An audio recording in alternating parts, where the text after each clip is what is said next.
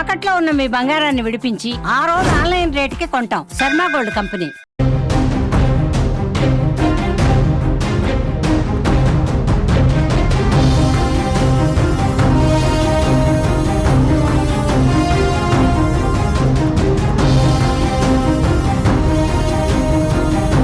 నమస్తే, welcome to Suman TV. నేను Janaki. Temple సిటీలో పొలిటికల్ హీట్ కొనసాగుతోంది. తిరుపతి గోశాలలో గోవుల మృతిపై ఆరోపణలు, ప్రత్యారోపణలు, సవాళ్లతో తిరుపతిలో ఉద్రిక్త పరిస్థితులు కొనసాగుతున్నాయి. టీడీపీ వర్సెస్ వైసీపీగా వివాదం అయితే కొనసాగుతోంది.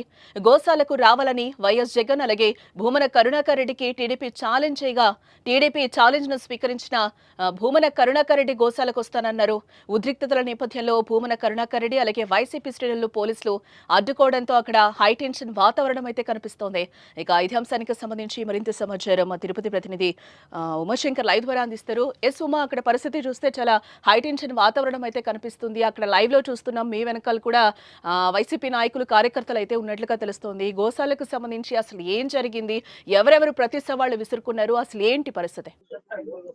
జనకి టీటీడీ ఆధ్వర్యంలో నడుస్తున్నటువంటి తిరుపతి గోశాలకు సంబంధించి టీటీడీ మాజీ చైర్మన్ భూమన కరుణాకర్ రెడ్డి చేసినటువంటి వ్యాఖ్యలు ప్రస్తుతం పొలిటికల్ హీట్ ని తెప్పించిందని చెప్పుకోవచ్చు. గోశాలలో గత 3 నెలల్లో 100 గోవులకు పైగా చనిపోయాయని చెప్పి ఆయన ఫోటోగ్రాఫ్స్ తో సహా చూపించడం జరిగింది. అయితే అక్కడ ఉన్నటువంటి వాస్తవాలని తెలుసుకోకుండా భూమన కరుణాకర్ రెడ్డి లేనిపోని అవాస్తవాలను ప్రచారం చేస్తున్నారని చెప్పి కూటమి ఎమ్మెల్యేలందరూ కూడా ఇవాళ గోశాలని సందర్శించడం జరిగింది. భూమన కరుణాకర్ రెడ్డి కూడా ఒకటి ఛాలెంజ్ విసిరారు. ఇక్కడ ఉన్నటువంటి పరిస్థితులని నేరుగా వచ్చి భూమన కరుణాకర్ రెడ్డి, వైఎస్ జగన్మోహన్ రెడ్డి చూడొచ్చు, ఇక్కడ చర్చకు సిద్ధం అని చెప్పి కూడా అటు కూటమి నేతలు చెప్పినటువంటి నేపథ్యంలోనే ప్రస్తుతం ఏదైతే జిల్లాకు సంబంధించినటువంటి ఎమ్మెల్యేలందరూ కూడా గోశాలకు చేరుకున్నారు. ప్రస్తుతం మనం చూడొచ్చు, ఎమ్మెల్యేలందరూ కూడా మీడియాతో మాట్లాడుతున్నటువంటి దృశ్యాలు. అంటే దాదాపు ఉదయం నుంచి కూడా జరుగుతున్నటువంటి ఈ యొక్క గందరగోళ పరిస్థితుల నేపథ్యంలోనే ఈ యొక్క వ్యవహారం అనేది ప్రస్తుతం పొలిటికల్ హీట్ ని పుట్టించిందని చెప్పుకోవచ్చు. అటు గోశాలకు సంబంధించినటువంటి అధికారులతో పాటు పెద్ద సంఖ్యలో ఇక్కడికి వచ్చి ఆందోళన చేస్తున్నారు.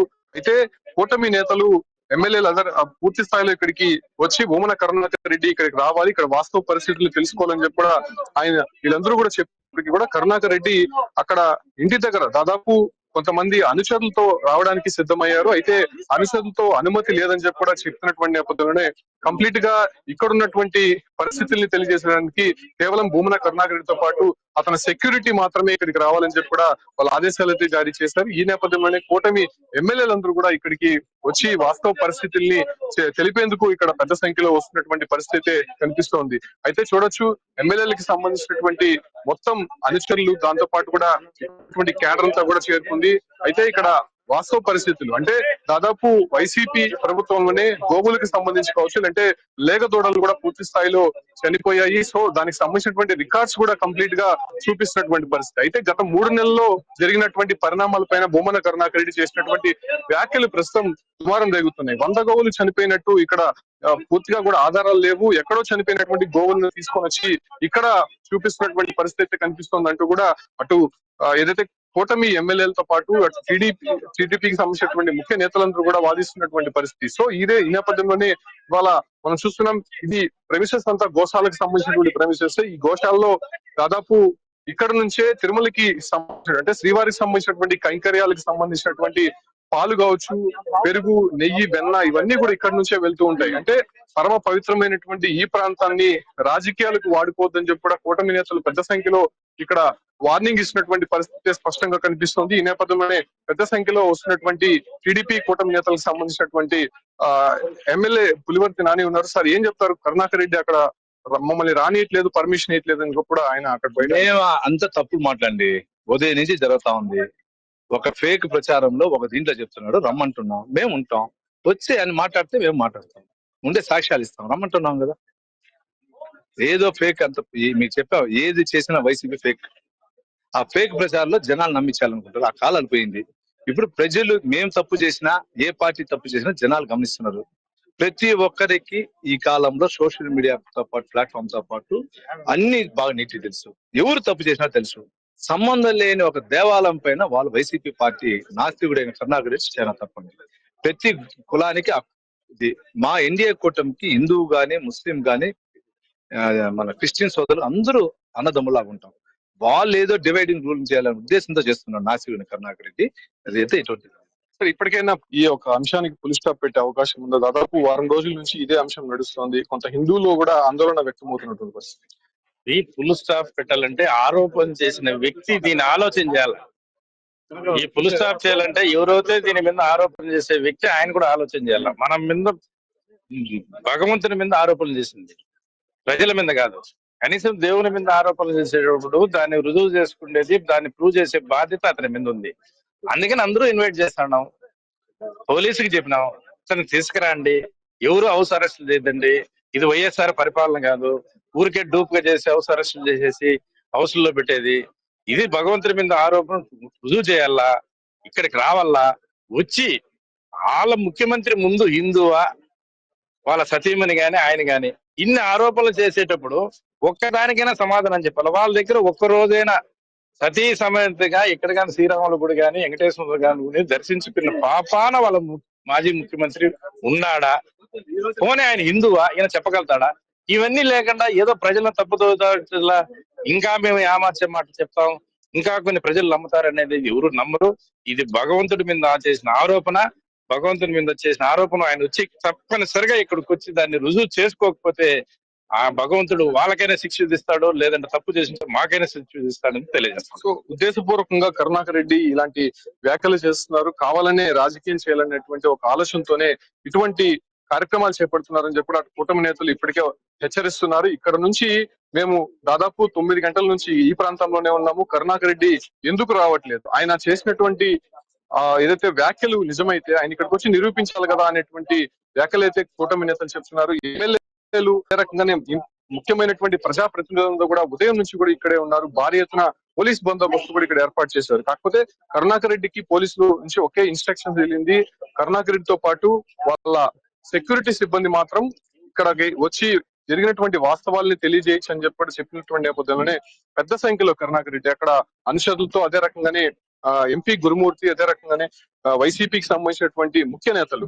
రోజాతో పాటు నారాయణ స్వామి, వీళ్ళందరూ కూడా ఏదైతే కరుణాకర్ రెడ్డి ఇంటి నుంచి బయలుదేరడానికి సిద్ధమయ్యారు. సో ఈ నేపథ్యంలోనే పోలీసులు అక్కడ అడ్డుకున్నారు. ఎందుకంటే ఇక్కడికి వస్తే లాండ్ ఆర్డర్ పరిస్థితి వచ్చేటువంటి అవకాశం ఉండడంతో ఖచ్చితంగా ఉమా ఒకటి అంటే ఆల్రెడీ టీడీపీ విసిరిన ఛాలెంజ్ ని భూమన ఆల్రెడీ స్వీకరించడం కూడా జరిగింది. ఎస్, నేను గోశాలకు వస్తాను, నిరూపిస్తానని కూడా ఆయన చెప్పడం జరిగింది. ఇదే నేపథ్యంలో ఆయన ఏమైనా హౌస్ అరెస్ట్ అయ్యారా? అంటే ఉదయం నుంచి పోలీసులు హౌస్ అరెస్ట్ చేయలేదు, కానీ కరుణాకర్ రెడ్డితో పాటు కేవలం అతనికి వ్యక్తిగత సిబ్బంది ఎవరైతే ఉన్నారో వారు మాత్రం గోశాలకి రమ్మని చెప్పి పోలీసుల నుంచి వచ్చినటువంటి ఇన్స్ట్రక్షన్స్. అయితే కూటమి నేతలకు సంబంధించి కూడా వాళ్ళకి సంబంధించినటువంటి వ్యక్తిగత సిబ్బంది కొంతమంది అనుచరులతో మాత్రమే గోశాలకు వచ్చారు. సో కరుణాకర్ రెడ్డి కూడా అదే ఇన్స్ట్రక్షన్స్ ఇచ్చారు. కాకపోతే భూమన కరుణాకర్ రెడ్డి ఇంత వద్ద భారీగా పోలీసులు మోహరించి ఉన్నారు.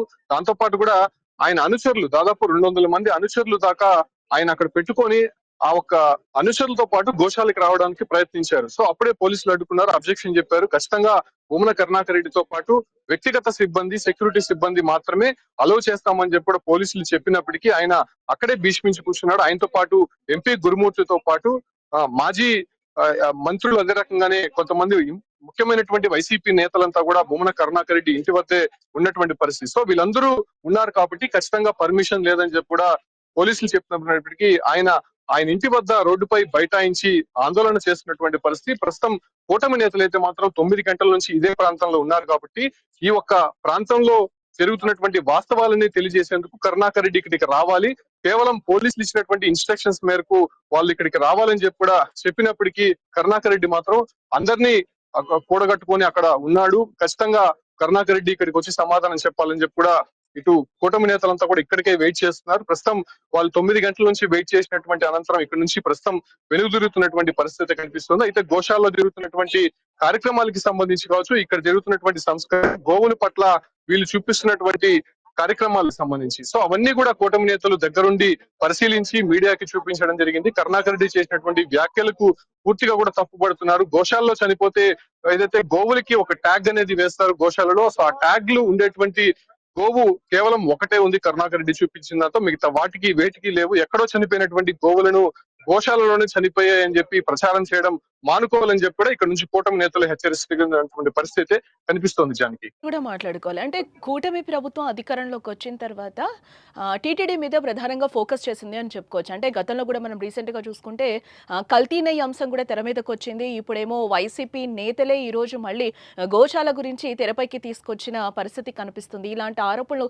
తరచుగా టీటీడీకి సంబంధించి జరుగుతూనే ఉన్నాయి. మనం చూస్తూనే ఉన్నాం. ఏంటసలు? అంటే వాస్తవంగా మొదటగా కల్తీ నెయ్యి వ్యవహారానికి సంబంధించి వైసీపీ హయాంలో టెండర్లు ఇచ్చినటువంటి వైష్ణవి డైరీ కావచ్చు, లేదంటే ఏఆర్ డైరీకి సంబంధించి కల్తీ నెయ్యి కంప్లీట్ గా టీటీడీకి సప్లై అయింది. సో తద్వారానే శ్రీవారికి జరగాల్సినటువంటి కైంకర్యాల విషయంలో కావచ్చు, లేదంటే అన్నప్రసాదాల విషయంలో కంప్లీట్ గా కల్తీ నెయ్యి వాడారని చెప్పి కూడా అటు రిపోర్ట్స్ కూడా వచ్చింది. ఎన్డీటీపీ రిపోర్ట్స్ నేపథ్యంలోనే కంప్లీట్ గా దానిపైన సిట్ ఏర్పాటు చేసి సుప్రీంకోర్టు దాన్ని ఎంక్వైరీ కూడా చేస్తోంది. సో ఆ నేపథ్యంలోనే గోశాలలో జరిగినటువంటి గోహత్యల పైన భూమన కరుణాకరెడ్డి చేసినటువంటి వ్యాఖ్యలు ప్రస్తుతం పొలిటికల్ గా టర్న్ తీసుకుందని చెప్పుకోవచ్చు. కంప్లీట్ గా వారం రోజుల నుంచి ఇదే వ్యవహారం అయితే ఏపీలో నడుస్తోందని చెప్పుకోవచ్చు. అటు ప్రధానంగా వైఎస్ జగన్మోహన్ రెడ్డితో పాటు కరుణాకర్ రెడ్డి ఇక్కడ జరుగుతున్నటువంటి వాస్తవాలను నేరుగా వచ్చి తెలియజేయాలని చెప్పి కూటమి నేతలు సవాల్ విసిరారు.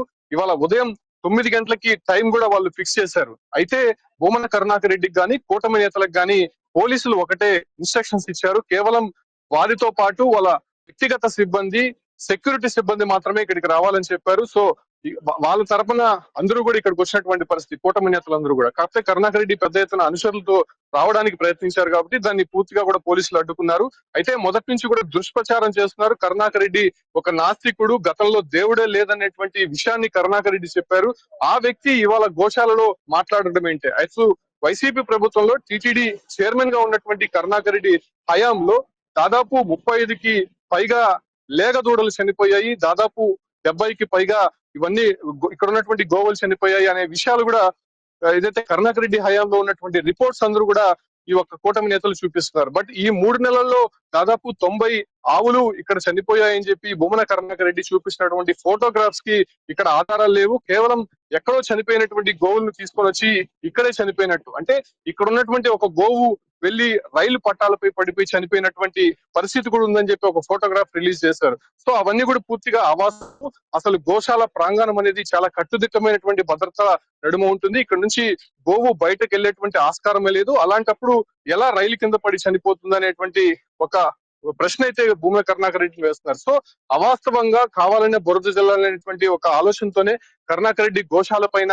టార్గెట్ చేశారు. ఏదో ఒక అంశాన్ని తెర మీదకి తీసుకొని వచ్చి దాని ద్వారా రాజకీయం చేయాలనేటువంటి ఒక వ్యవహారాన్ని నడిపిస్తున్నారు కాబట్టి ఖచ్చితంగా ఆయన పైన చర్యలు తీసుకోవాలని చెప్పి కూడా కూటమి నేతలు చెప్తున్నారు. ప్రస్తుతం ఈ ఒక ఛాలెంజ్ విసిరినటువంటి నేపథ్యంలో ఉదయం నుంచి గోశాల వద్ద పెద్ద సంఖ్యలో అటు కూటమి నేతలు, ఎమ్మెల్యేలు అందరూ కూడా చేరుకున్నప్పటికీ కూడా కరుణాకర్ రెడ్డి రావడానికి పోలీసులు నిరాకరించే ఆయన వద్ద భారీగా అనుచరులు ఉన్నారు కాబట్టి పోలీసులు అయితే మాత్రం ఆయనకి అనుమతి ఇవ్వలేదని చెప్పొచ్చు జానకి. మొత్తంగా అంటే ఫైనల్ గా గోశాలలో గోవుల మృతికి సంబంధించి ఎన్కౌంటర్ పడే అవకాశం కనిపిస్తుందా లేదంటారా ఉమా? అంటే నిన్ననే బీజేపీకి సంబంధించినటువంటి నేతలందరూ కూడా ఎస్పీకి ఫిర్యాదు చేశారు. ఏదైతే లేనిపోని అవాస్తవాలు చెప్పినటువంటి భూమన కరుణాకర్ రెడ్డి పైన చర్యలు తీసుకోవాలని చెప్పి ఆయన డిమాండ్ చేశారు. అయితే ఇక్కడ ఉన్నటువంటి రికార్డ్స్ ఏవైతే ఉంటాయో, అంటే తొక్కిస్లాట్ అనేది మనం చూసే ఉంటాం వైకుంఠ ఏకాదశి టోకన్ల జారీ కేంద్రం వద్ద. సో ఆ ఒక్క కేంద్రం వద్ద ఈ గోశాలలో ఉన్నటువంటి డైరెక్టర్ హరినాథ్ రెడ్డి విధులు నిర్వహిస్తున్నారు. సో ఆ సమయంలో ఆయన నిర్లక్ష్యంగా ఉన్నారని చెప్పి ఆయన విధుల నుంచి సస్పెండ్ చేశారు. ఆ మూడు నెలల్లోనే ఈ ఒక్క గోహత్యలు జరిగాయని చెప్పి కూడా కరుణాకర్ రెడ్డి చెప్తున్నారు. అయితే లోపాయికారంగా ఇక్కడ ఉన్నటువంటి అధికారులు ఇచ్చినటువంటి కొంత సమాచారంతో భూమన కరుణాకర్ రెడ్డి ఇలా రాజకీయాలు చేస్తున్నారని చెప్పి కూడా విమర్శలు వినిపిస్తున్నాయి.